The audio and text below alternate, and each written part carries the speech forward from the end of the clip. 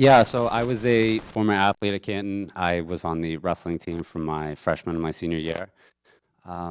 Let's see, I went to the JFK, straight into the Galvin, and obviously into the high school thereafter. And yeah, I mean, I guess the easiest way to describe myself, I came from just the typical Canton family, and I had an older brother that was a grade above me. So kind of made transitioning into high school a pretty seamless process. Um, do you remember your favorite teacher or coach, and why do you like them? Yeah, I mean, I don't know if I particularly had any sort of favorites. I was always very close with my math teachers. It was kind of where I excelled and kind of where my career had brought me after coming out of the high school. But Tom Bartasuk was probably uh, my main guy, basically, essentially, just because he was my wrestling coach. He was also my honors chemistry teacher. So a lot of the after school work I was doing was in his classroom as well. Um, what was your earliest memory of Canton High, of your Canton High experience? Was it good, bad, and why? Yeah, that's a good question. I think a lot of coming into high school can be a little nerve-wracking for some students. I remember coming in my freshman year, I was just very stunned by how tall and big all these like seniors were, especially in a sport like wrestling we were competing to. I just felt maybe just a little nerve-wracking trying to see going into my senior year if I could perform or just be similar to a lot of the seniors coming in. You spent 2 of your high school years taking video production classes. Describe what you learned and enjoyed in your time taking that class. TV productions was definitely one of my favorite classes. I actually took it for uh, 2 different semesters or 2 years, and I just remember it being a ton of fun. I mean, the same way you guys probably have a great time, probably goofing, giggling around. It was pretty much the same thing for us as well. Especially getting run all over the school, we got to film stuff all over the place. I also remember that when you go back and you start to watch different movies on television, you start to see where different props may be misplaced. You start to just notice more of the timeline of the story and stuff. I definitely took that out of taking the class, especially in my career too. I don't know how much we'll talk about it, but I focus more on digital marketing and advertising today. So my career kind of shifted me more towards that too, given that actually one of the projects I worked on in here was it was a pickleball film type tournament that we did in the gymnasium. And after editing it, everyone that worked on the project actually got $100. So it was $400 total that we all got. So yeah, kind of steered us more in that direction. Those were basically the general takeaways I took out of film production. Yeah. Along with that, you're also a student athlete as a wrestler. Can you tell us about that? Yeah, so coming into the high school, I mean, I started high school at 13. I was doing town hockey. I was training with the wrestling team, and I was also trying out for the high school hockey team. So trying out for the high school hockey team, I actually got cut. I didn't make it, which was almost a blessing in disguise because I just remember being super stressed out doing participating on 3 different teams at once. So it was a pretty seamless, easy process for me to go into wrestling, just considering that my brother was doing it. I knew other friends that were already on the team, and it was just a very easy sport too to basically, throw your gear in your bag, go to school with it. All you really needed was headgear and shoes, so it was a pretty easy sport to jump into, and I liked the competitive side of it. In that wrestling career, you made a huge leap from your freshman and sophomore year to a very successful junior year, going undefeated. What did it take to do that? Yeah, that's a great question. And I want to be careful how I phrase this.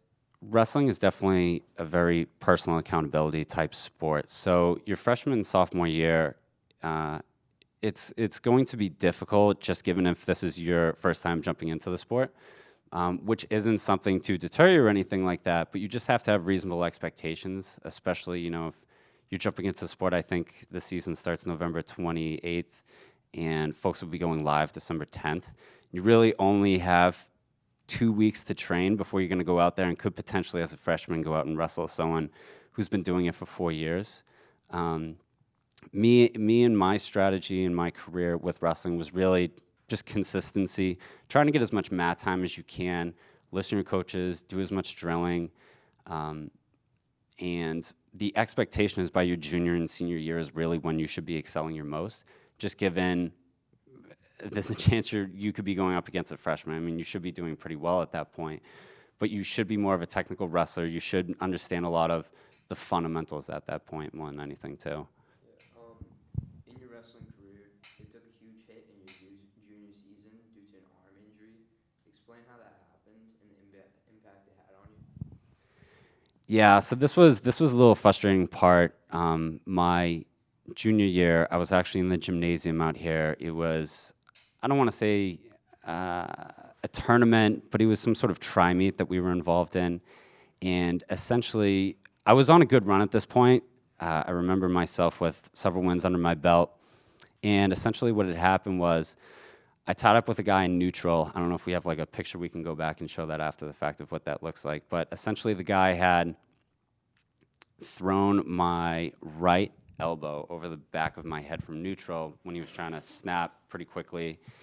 And I instantly knew that I was injured. I don't remember asking for injury time, but I remember the match had stopped and I had been given injury time.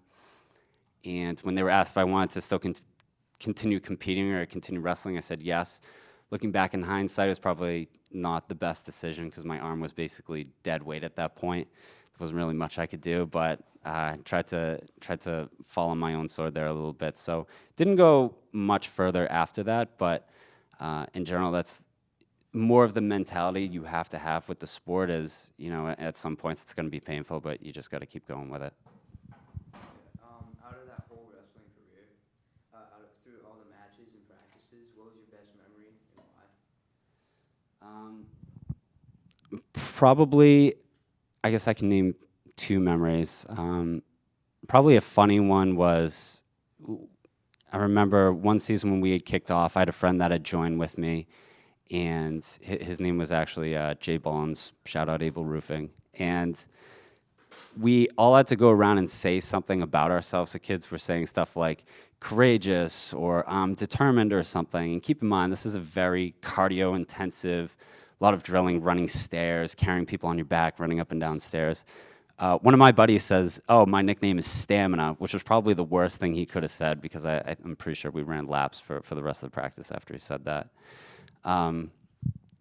But another memory I have, and I can actually talk about a particular match, I can't remember exactly which town it was, but I do remember I was in the middle of a match I was competing, and it was actually a situation where I was losing. I was down by one or 2 points, and if anyone's less familiar with the sport, there's both top and bottom positions, so if you get taken down, you have to start from the position of bottom, and you have to work your way back to neutral or, you know, a reversal. But I remember one particular instance where I lined up on top of this guy, and the second the ref blew the whistle, the individual I was wrestling who's lined up on bottom actually turns around, looks me right in the eyes, and elbows me right in the face. And at this point, like I was almost certain I broke my cheekbone or something. But I remember within seconds, my cheek had basically swelled up. I essentially had a black eye. I was kind of starting to lose visibility. And I just remember that kind of, you know, wrestling's a lot of a sport of will. And I just remember thinking, you know, I'm either going to lose with a black eye or I'm going to win with a black eye. And there's no way I'm letting this kid, you know, beat me here. So I remember in that instance, I kind of just pulled it out of me. And I remember walking away with that match with a win. And that was a proud moment of mine, even though I had a black eye for probably about a month. What advice would you give somebody who's looking to pick up the sport? Yeah, advice I would have, again, is probably have reasonable expectations going into it. But the main thing I would say is you're going to probably notice different people on the team. Some of them will want to take breaks. Some of them want to, you know, go for water. They may not be practicing with the amount of intensity that maybe you're looking for. Try to be that motivation out on the mat. Try to keep everyone moving, keep everyone motivated. Again, it's a sport where it's going to be very cardio intensive. It's a full contact, full physical sport. So just try to be the one out there moving everyone along, keeping everyone going. Looking approach the sport differently? I probably would actually. When I came in my freshman year, I believe my weight class was probably about 119. So I was a pretty light freshman, and I really think I only ended my senior year probably at 145. So I wrestled more the lighter weight classes, although I was fairly tall at that point in high school. The biggest takeaway I would say is you need to start to map out your career, especially if you're someone who wants to compete for a sectional championship or a state championship title. You really need to start to look at your career and say, which sort of weight class do I want to compete in towards the tail end, my junior and senior year, and take the off season very seriously. Make sure you're eating, getting all the nutrition you need in. So when you come to those, peak physical condition, highest performing years of yourself, you're competing at the weight class you want to be in. If I had to change anything. Yeah. How did wrestling help you as a person through your life? Explain that. Yeah, wrestling actually helped me out a ton during my career. When I was going through a promotion at work, one of the things I talked about was actually my wrestling career and how wrestling teaches you a lot of personal responsibility. A lot of the roles that I've taken up in my professional career have been a lot of sales type roles, for example, and that's where you carry your own quota. So it teaches you a lot of personal accountability. The only thing you're going to get out of life is what you put into it, and wrestling is no different. Again, if you're not drilling with the amount of intensity that you should, chances are your competition or who you're going up against will be. Same goes for life. What did you find most helpful in training, like any particular drills? Yeah, I think that especially when you're young, cardio and all that is probably not the forefront. At least it wasn't for me. It probably was for some of the guys. But I found that a lot of the live drilling we did probably helped me more than anything. We did different drills called, shark bait, for example, when one guy is probably staying in the longest and everyone's kind of cycling through. We did another drill called up and down the river. So there's multiple people staying stationary and a lot of people just running through. So I think probably live wrestling more than anything, continued mat time, probably the most helpful. Yeah. Once you graduated out of high school, how was the rest of your educational career? Yeah. So high school, I wasn't the biggest academic. I probably could have taken high school a little bit more seriously, honestly, looking back. But coming out, I knew that math was my biggest strong suit, and I tried to shape my educational path around that. So I actually didn't get into the university that I wanted to straight out of college. So I spent 2 years at a separate university, and I made Dean's List 3 out of 4 semesters. This is more of when I was taking my education much more seriously at this point. And then I transferred into the Eisenberg program, UMass Amherst, where I went to school for finance and economics. So it's kind of where I transitioned after the fact. But a lot of that stemmed from my experience at Canton High and the excellent relationship I had with my math teachers. And that's, again, why I went more of probably the finance route more than anything. All right, James, thank you for being with us today. We appreciate your time. For Canton Community Television, I'm Connor Hanley. Thanks for watching. Thanks, guys.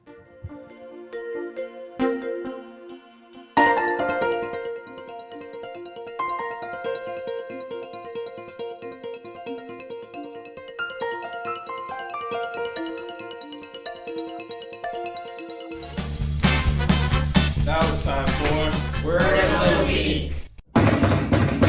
Order in the court. We're here today for the case of Catherine Poole v. Martha Thibodeau and the cold-blooded murder of Bull the Bulldog from the CCTV Dog Pound. Now let's take a look at the evidence. Looks like Katie is guilty. In the name of the court, Catherine, you've been prosecuted. Prosecute means to bring criminal action to someone.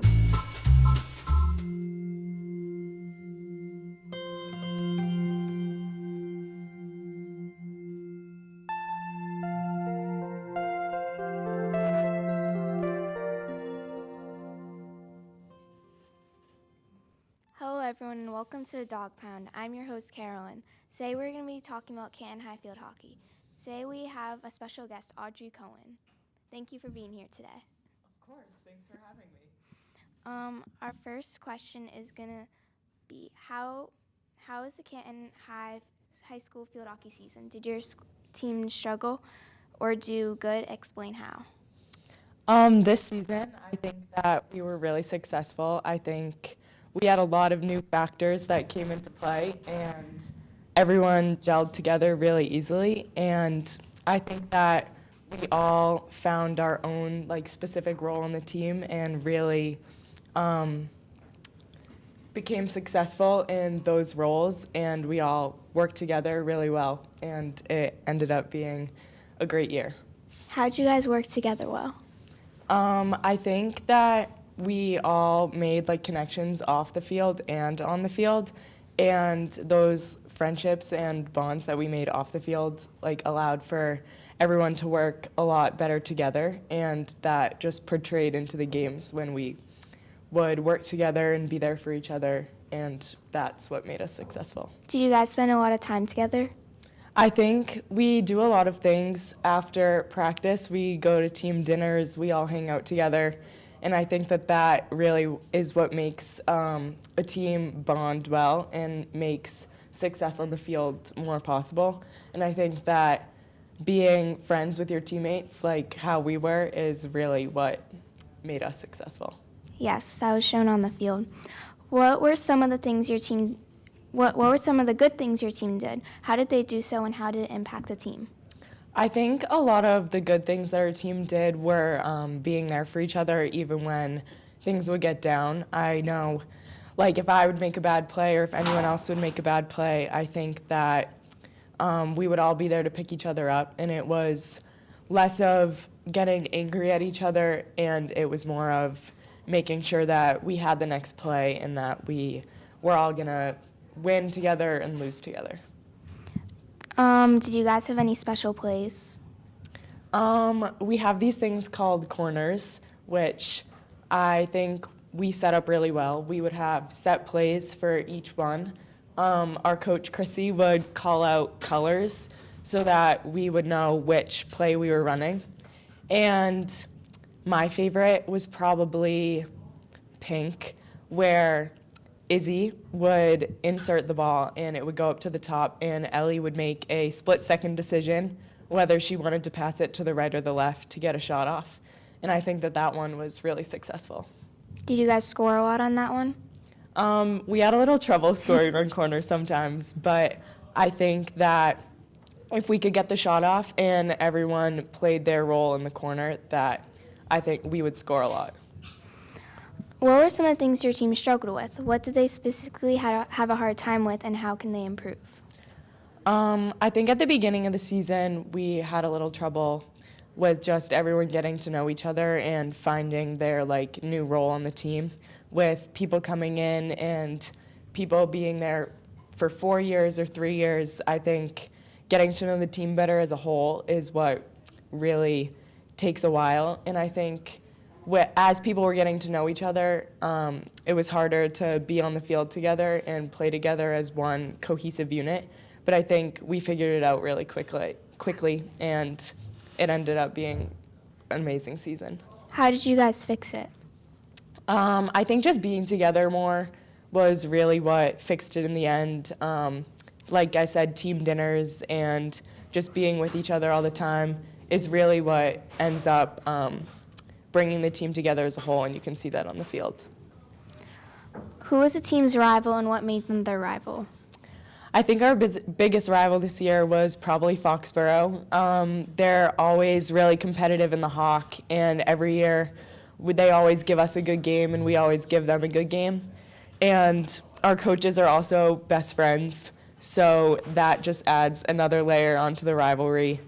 We're always tight and competing for winning the DAV, and it's always us back and forth. So I think that having them as a rival really pushes us to be better.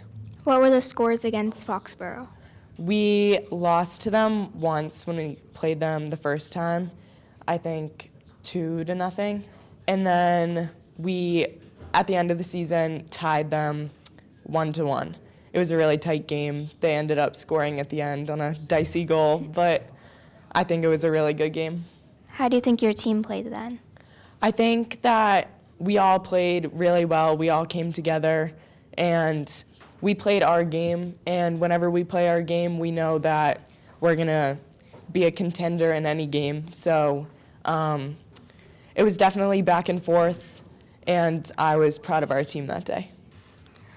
What position do you play and why did you choose it? What do you like about it and provide details? This year I played center forward, and I had never played center forward before, so that was definitely new. I've usually played wing for the past 3 years that I was on the team, but I really loved center forward. I think it's really similar to playing center in ice hockey, and you kind of just support from both sides of the field, and I think that being the center forward, you have to be able to see the field from like a different perspective. You have to know what's going on all around you, and yeah, it was really fun. I liked it. Did you ever consider playing a different position? Like I said, I used to play on the left side, and that was fun. I liked it, but I like being in the center more. I like being able to like see everything around me and be able to help like control from the middle. And I used to want to play D. When I first started, I started freshman year, and I thought I was going to play D, and because I had played D in hockey before. So I definitely switched up playing forward because that's what the coaches wanted me to do. But yeah, I like it. Yeah. How long does your team practice and what do you do during practices? During practice, we usually would practice from an hour and a half to 2 hours. And we practice basically every day after school if we didn't have a game. And during practice, we do a lot of, we warm up at the beginning and warm up the goalies and do some shooting drills. But then we mostly focus on like going into the zone and like offensive plays while the defense practice their defense, obviously. But we do drills like 4v3s, and we do drills in the circle to practice getting quick shots off. And then we practice corners for a set period of time in every practice. Do you think those drills help you during games? Yeah, definitely. During practice, I think we take a lot of the concepts that we need to work on in games from either the day before or we practice compared to how we know the other team plays. So I think that that's definitely beneficial in working on things that we need to improve on, as well as like getting ready for games ahead. How did the seniors lift up the team and what are some examples? I think this year, the seniors, we really wanted to try and make sure that this team was like more like a family, less like a team. And I think that we did that really well by like not having that like stigmatized like the freshmen and they have to like do the harder stuff. And I think that we all just wanted to be like one cohesive group and try to make everyone feel as welcome as possible. Were you guys all close, the seniors? Yeah, I think so. We've all been playing together some since like we were like 5, and others like we've all became friends since freshman year. And we all tried out together and we've all gone through some of the same experiences. So I think that like the fall really brings us all together. What are some traditions and why do you do them? Some traditions that we have is we always, on away games on the bus, we always sing like a specific song on the way, and it's a senior usually leads it. I led it this year, and you sing the song, and it's like a call and response song. So we always do that on the way to games, and then on the way back from games, we always end the bus ride by singing like a song about the team that we're gonna play next. And I think that that's just like a funny and fun way to like bring the team together. And we also do team dinners, like I've said, and At the end of the season, we have two traditions, one that we started this year, but we have this thing called Inches, where we listen to it all throughout the year, and it's a speech in a movie any given Sunday, and we always listen to it before home games. So we have beads on our shoes that are on the left foot, and everyone on varsity gets them. And then at the end of the season, we print out a quote from either that speech or from the season, and we tape them on our sticks for playoffs. When did these traditions start?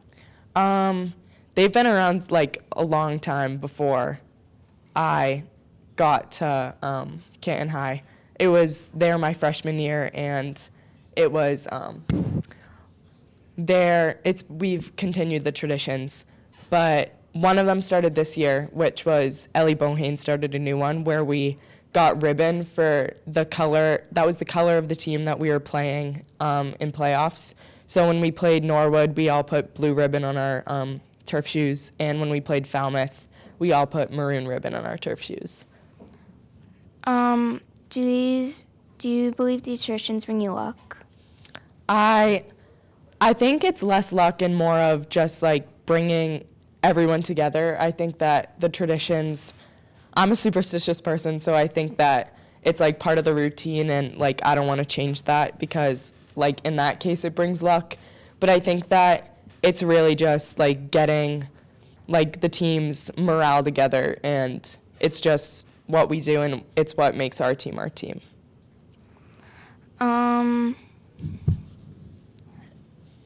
How do the coaches impact the team members? What do they do to improve the team, and explain how? I think our coaching staff is awesome. Chrissy, Kelly, and David, who we all call Papa, they're a great group of people. And I think that they know the difference between like being hard on people while also like being fun and knowing how to have a good time. And I think that Chrissy and Kelly really push everyone to be the best that they can be on the field and off the field. They know they want to win, which is super important in any sport. And I think that they really do an amazing job with like pushing the team to have that same mindset and wanting to win. Thank you, Audrey, for telling us about the Canton High field hockey team. They have an honorable reputation in the Hockomock League. For CCTV, I'm Carolyn Schiavo. Thanks for watching.